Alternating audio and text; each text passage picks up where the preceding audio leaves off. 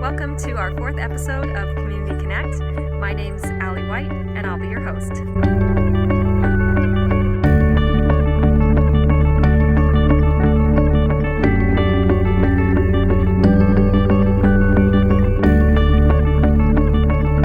Today we'll be speaking with Colin Bartlett of the Backyard Wildbird and Nature Store based in North Nanaimo.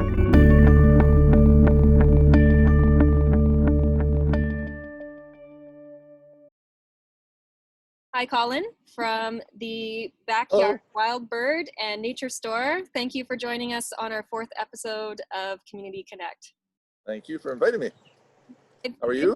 I'm great, thank you. And it's a beautiful sunny day out in my backyard, and it looks like you're also in your backyard, so this is the perfect setting. And I've been to your store many times. So amongst all the things hanging in my yard, I have quite a few bird feeders and a window feeder, and I'm right beside the hummingbird feeder, so I may see my little friend come by. He comes by about 5 or 6 times a day. But would you tell us a little bit of the history of your store and why it all got started? Well, we opened up in May of 1995. It all got started when we moved from Alberta to Nanaimo for my wife's work, and I decided I wanted to do something different. So I thought it'd be fun to try and run a store, I guess, do my own business, and we ended up opening up the Backyard Wildbird Nature Store. I used to work in aviation as a parts person, ground handling, so I used to work more in the parts end of businesses and whatnot. But my mom and dad have always fed the birds when I was a kid. We've always done, and yeah, so it was just something I've always been interested too. I like nature. I've always been involved or learning about nature as well. It's nature in general. But bird is the main thing. That's what everybody does in their backyard. It's the easiest way to attract nature into your yard, to actually enjoy it, see it, and then start to learn about it and just the different habits and what birds do, and then from there what butterflies do and what all these others do. It just all starts to grow as you start learning.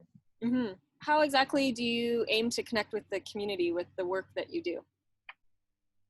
Well, we do a lot of things. We started off doing what we called a bird alert way back when, before internet and all that came along. So we had a recorded message. People would tell us of different bird sightings, rare bird sightings, and we used to run that. There was a gentleman who used to do a Sunday bird walk 25 years ago. But he moved back to Ontario, and then we took it over and kept it going. And so we've been doing Sunday bird walks here in Nanaimo for the last almost 25 years now. So that gets everybody joining in, and it's people who are beginners, who don't have a clue what birds are, but want to learn. We have people who are expert birders who come out on that. Mm-hmm. So those are a couple things, as well as people. I go around and talk to a lot of clubs, garden clubs and whatnot, talk to them about backyard birding as well at their meetings. When you're saying rare birds, what is considered a rare bird for this area? Well, eastern kingbirds, we get a few of them. We get the odd calliope hummingbird that'll show up here. It's typically will go up into the Okanagan area. They get about 5 species of hummingbirds, but we get 2.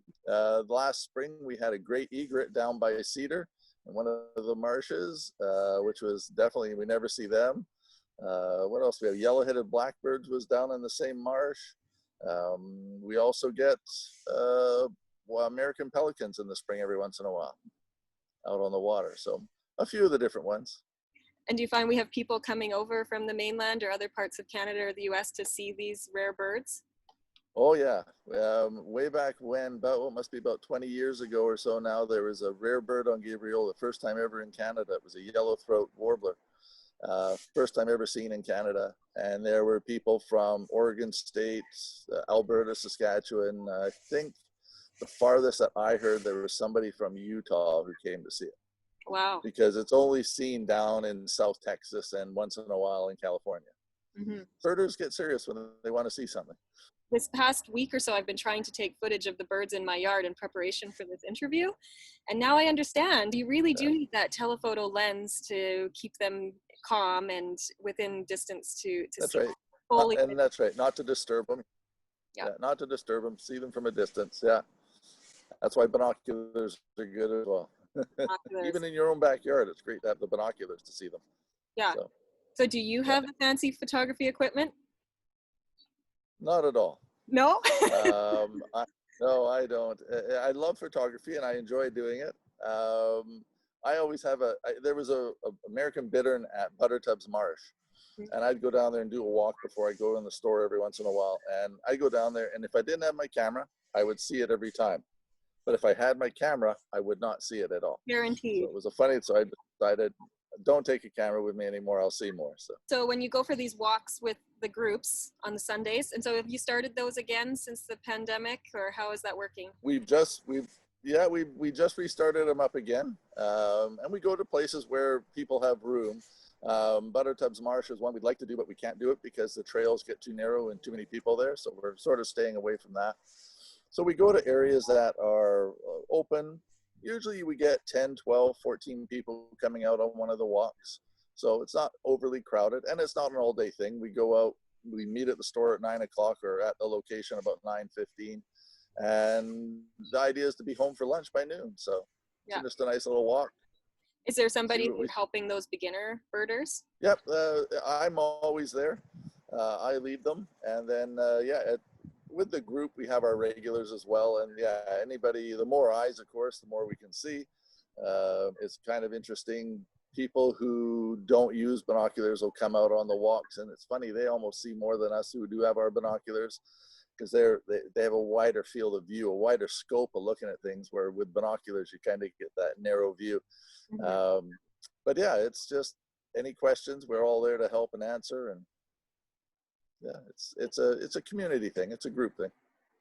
How do you choose where to go? So if people were not available to go to a trip that you're hosting on the Sundays, where's a good place to start for those students and staff that are interested in exploring where the birds are?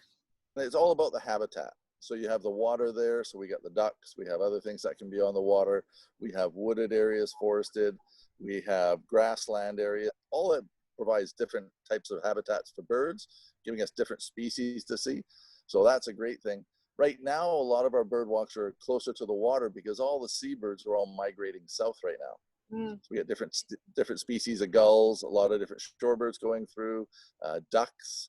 So there's a lot of stuff happening on the water right now. Every week we put out a weekly bird report, things that we've seen on our bird walks and other sightings that people have called us about.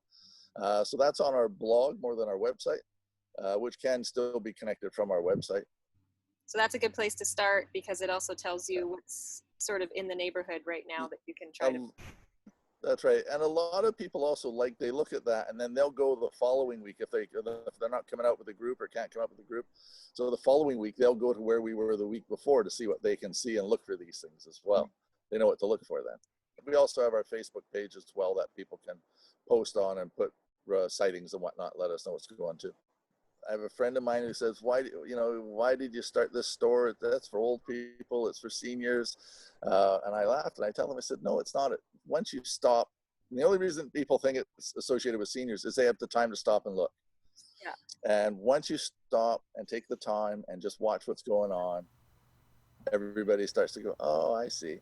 You get it. And it's just that time. It's having the time to sit and enjoy and understand it. So that's the fun of it. And with the pandemic, with everybody being isolated, yeah, we lot more emails, phone calls, questions about what bird is this, what's that, because everybody had time to sit and watch and see.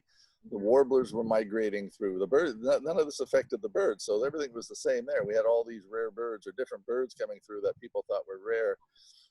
The western tanager is a very neat bird. It's a common bird here. It's all yellow with an orange head. So we always get the calls of somebody's parrots got out, and so people were seeing these things all of a sudden. So it was that. And yes, it got busier with the different types of seeds because not all seeds feed all birds, and people don't want the mess. So there's ways you can feed so we don't have that problem. And just how to attract the birds and enjoying it. I did have one of your colleagues tell me that one of the easiest ways to attract birds to your yard is just some water. Yes, especially with the dry, right, and the heat we have right now. It's water in August is sometimes attract more birds than your feeders will, because everything's dried out and birds are really looking for that water. Okay. Birds have great sight and great hearing. So if you can make that water move, a little dripping sound in it, whatever it may be, that way a little fountain in your yard will attract more birds as well because they can hear that water. And so all these products I've seen in your store, from even peanut feeders for squirrels. What's the easiest way to get into having birds in your yard beyond the water? Well, an easy way is, as I always say, is just a simple little tray of seed. In the next, September is a changeover for the birds. We'll start the migration. Birds will shift southwards now. Other ones are going to shift into our area here for the winter time. So now we're going to start seeing the juncos and the golden crown sparrows and the towhees and all those coming back to the backyards. So just an open tray, just something simple. And you don't need lots of seed. All I recommend is like a handful of seed, see how fast it goes through. Just enough seed for a day. Keep the feeder fresh, keep it clean. Simple way to maintain it. Keep it up close where you can see them as well, because if you have it way at the back of the yard or over the back of the fence, it's hard to see the birds, so you want to see them. So bring it up close and just enough seed so you don't get a lot of mess. Doesn't take much. And I'm just listening because the hummingbird's upset that I'm so close to his space right now. He's come sort of down and then flown away, but I guess the hummingbird's another way, a hummingbird feeder. And yeah, hummingbird feeders are great because we have hummingbirds year round here, right? So that's what's so fun. So. Yeah. And you said there was 2 types. One of them specific to the area, the Anna's hummingbird, only lives on the west coast from Southern California up to the top end of Vancouver Island. And they're inland about as far as sort of Chilliwack kind of thing. They're not too far inland. That's about as far as they go. They're a non-migratory species. So that's why they're here. As their population grew from Southern California, they just moved up the coastline and have populated where they could survive. They first showed up in Nanaimo of 1971, I think was the first recorded sighting of them here. But they'd been here since about 69, 70, I think was the first sighting. So they've been here a long time. Their population is growing. The other species is the rufous hummingbird, and they are migratory. So they're all basically on their way back to Mexico right now. Oh, wow. So, a lot of them will flock together. Some do, some don't. And hummingbirds are a little different than other birds. Most birds will flock together this time of year and migrate together. It's a safety thing. It's more eyes to find food. Hummingbirds typically, though, you might get a few of them who will fly together, but typically they all just go whenever they need to go. You brought up California and how they've moved up. So obviously over time, weather changes, climate changes. We start to have species that weren't here before. And so what are sort of considered the invasive species at this point in time? The 2 main invasive species are the house sparrows and European starlings. And the reason for the house sparrows being such, they're very aggressive. So if you've had swallow boxes out, swallows nesting in them, and then all of a sudden there's no swallows in them using them anymore, typically it's a house sparrow who's come up and they've taken over. They will fight these swallows out of there, and they'll take it over as part of their territory. They may not use it, but they'll just make sure nobody else does either. They're one of the worst ones. Starlings, bad again. They eat all the bugs, which is great, but of course that's also food that other native species would be feeding on as well. So the newest one that we've had show up that's invasive or introduced species is the Eurasian collared doves. The cooing that happens all day long, and when they first show up, everybody's all excited. Oh, look at that. And then a week later, because they haven't stopped cooing, they're all, how do we get rid of them? So they're introduced, but I haven't seen them as to taking over a lot like from other ones. We don't know a lot of them because they do pair off and they do nest here, but they don't seem to be overly taking over. So we'll just see how that goes with them down the road, I guess. Well, I can tell you just have so much knowledge about this, and that really only comes from passion. And so I really appreciate that you've got this store in our community, because it's such a great way for us to learn about the place and the nature where we live. And I can tell with all these details that of course nobody's going to remember them unless they're immersed on a regular basis like you are. Is there a book or something that you would recommend as a starter book? There's a couple of great ways for identification books. One is called Birds of Southwestern British Columbia. Okay. It's done by Dick Cannings. It's a great little book. It's just the common birds, or the birds that we see here in this area, sort of hope to the coastline, up and down the BC coast. Great photos, And it's just simple information identifying. And then also what's also neat in it, he's got a spot in there where if you see one and think, yeah, maybe it shows a spot of other possible species. So it gives you, well, if it's not this one, maybe it's this one. And you can look through the different ones, which helps out a lot. And then one other one we have is actually a little placemat. It's a photographer out of Shawnigan Lake, Raincoast Photos. He does these bird identification of common backyard birds of the West Coast. So it's all photos he's taken here on the island and birds in his backyard. So all the species of birds that you would see in your backyard are on that little placemat. So it's very simple and easy to identify. Fantastic. Colin, it's been very interesting. I've learned a lot. I really appreciate you taking the time to teach us more about the birds, teaching us about the Backyard Wild Bird and Nature Store. I really appreciate it. To me, I've just been calling it the Backyard Store. That's what everybody does, or the bird store. That's the other one, the bird store. Well, I'll certainly be back. And I bought some bird seed just about a week ago. So I've been trying different types and seeing different birds. And so I wish you all the best, and hopefully our students and staff will take the time to come out to the store or to read up on some of the local birds and potentially even join some of your walks on the Sundays. So thank you. Thank you very much. And if anybody has questions, yeah, just email or call the store.